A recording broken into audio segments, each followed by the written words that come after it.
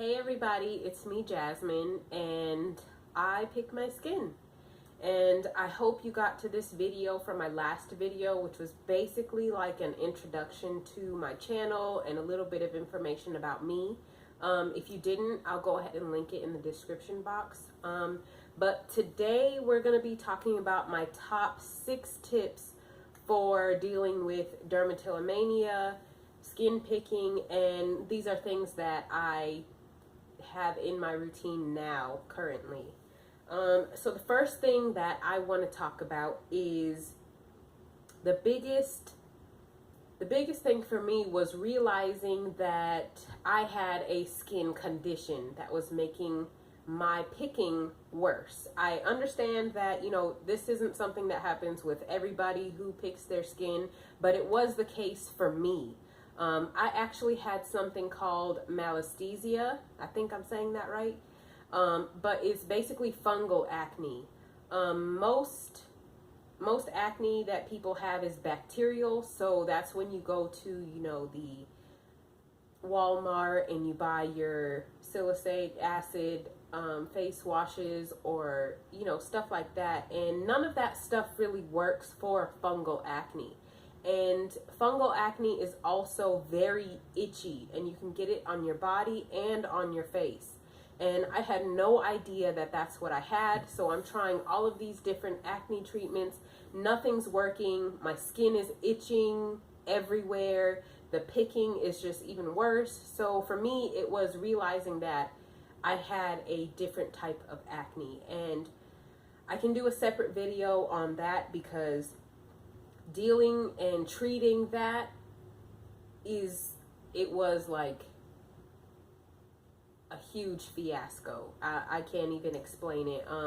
It was very detailed and in-depth on the products that I was using, what I can't use, so I can do a separate video on that for you guys.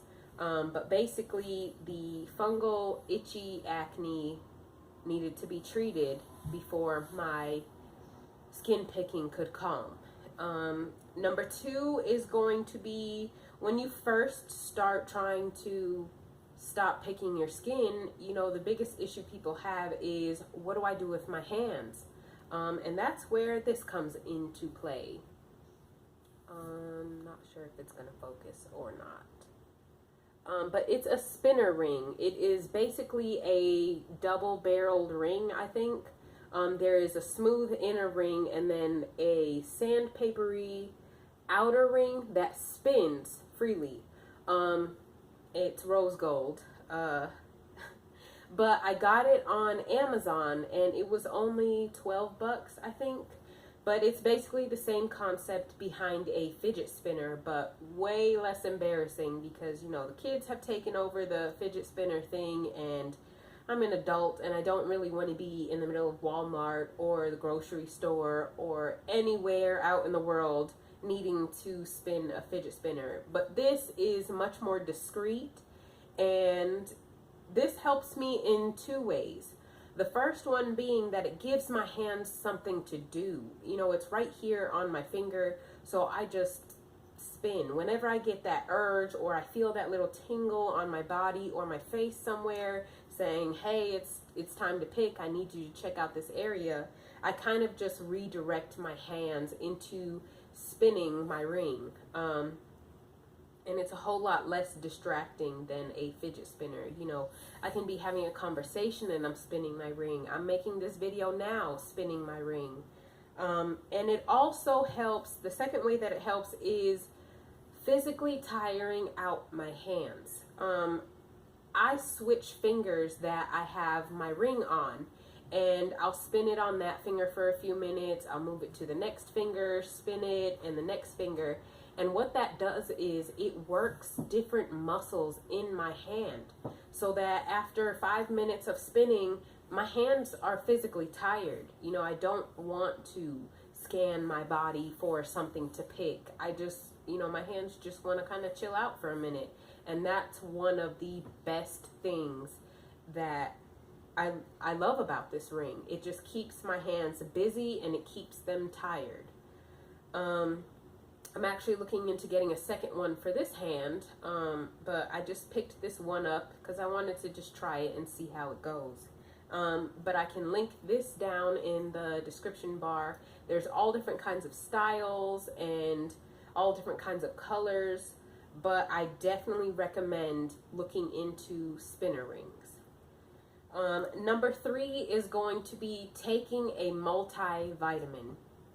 I know that a lot of people are into the hair, skin, and nail vitamins, and that isn't necessarily what I'm talking about. I'm talking about just a regular multivitamin, whether it be the gummy ones or, you know, just a regular pill form. I actually take some vegetarian ones, but I noticed that when I don't take a multivitamin, my skin basically acts like a pot of hot oil. And you know how when the oil is hot and you take some water on your fingertips and you kind of spritz it at the oil and it kind of like bubbles up because the oil is so hot.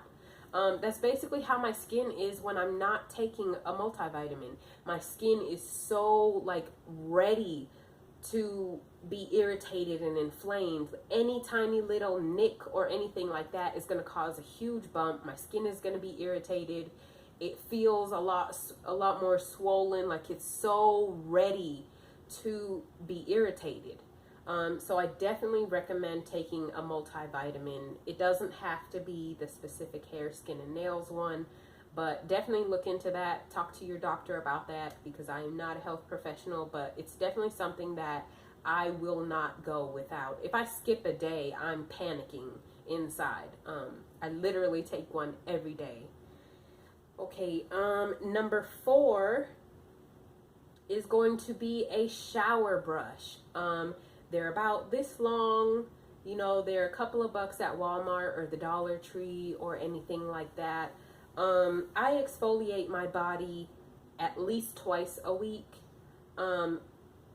In my journey and trying to recover my skin and figure out what was going on and learning about skin picking and stuff, I learned that bumps are caused by the buildup of excess skin cells that are not properly shedding off. So I decided that in order to try to prevent there being anything for me to pick, I need to keep up with exfoliating my skin myself. So once or twice a week, I'm in the shower, I'm scrubbing my whole body, not my face with that brush. That brush is way too harsh for your face. But my back, my arms, my chest, you know, all of that is getting scrubbed once or twice a week. And I find that when I do that and I moisturize afterwards, my skin is a lot smoother. I see less bumps than when I get lazy and I skip a week or two. But I definitely recommend getting a shower brush. I think we're on number 5.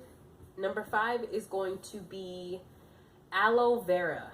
Now, I understand that this isn't necessarily something to stop you from picking, and it has more to do with skin health.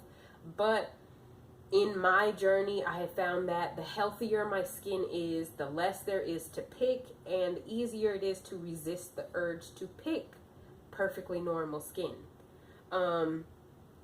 So aloe vera is antibacterial, anti-inflammatory. It helps with dark marks. It's very moisturizing, and it has healing properties.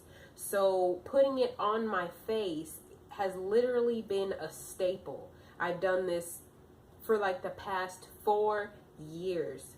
Okay, maybe I'm exaggerating. Maybe not 4 years. Maybe 2 or 3 years. We'll say 3 years.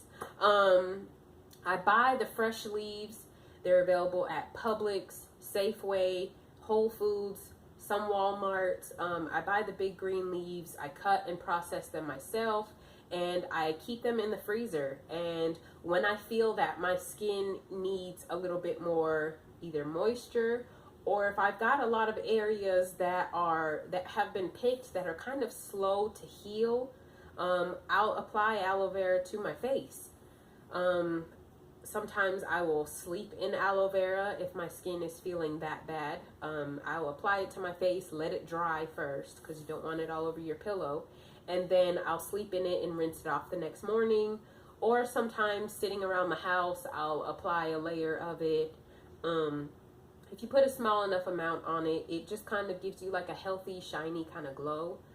Or you can just spot treatment it like this beautiful spot I have here, and just put a little bit on that spot. It also helps with, like I said, evening your skin tone.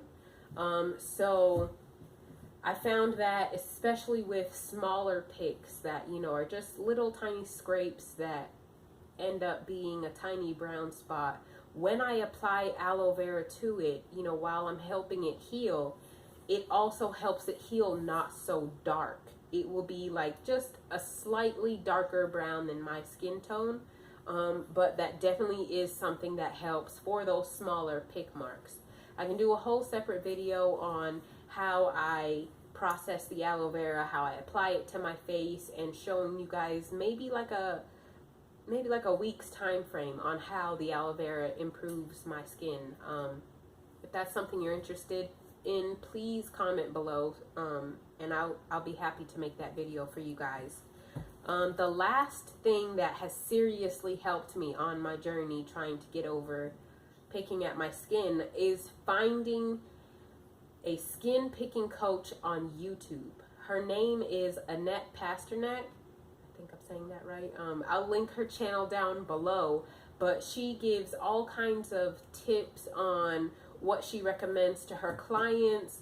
She sometimes does videos that her clients, they come back and they talk about, you know, their success stories and how they were at this low point, and when they started coaching with her, they've been able to get over their skin picking. And if anything, that just provides me with so much motivation and hope, and like really feeling like I can get over this too. If all of these people are saying the exact same things that I was saying, and, you know, feeling exactly how I was feeling, which I thought I was alone in, and they're able to break free of it. You can clearly see them on the video, clear skin, no pick marks. You know, if they were able to do it, then why can't I?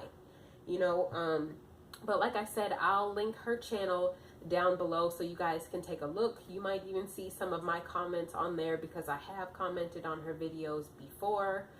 She's got a lot of good stuff on there. And I think that is it. That is the top 6 things that I incorporate into my routine now, for dealing with my skin picking and dermatillomania. I hope that some of these tips have helped you. I definitely have another video coming of the things that didn't help me, because even though it didn't help me, it might help you or anybody else watching this video. So feel free to comment down below if there's anything that you are like, this is my holy grail, you know, this is what I have to do and this works for me. I'm definitely interested in hearing about it. And I look forward to seeing you guys in my next video. See you later.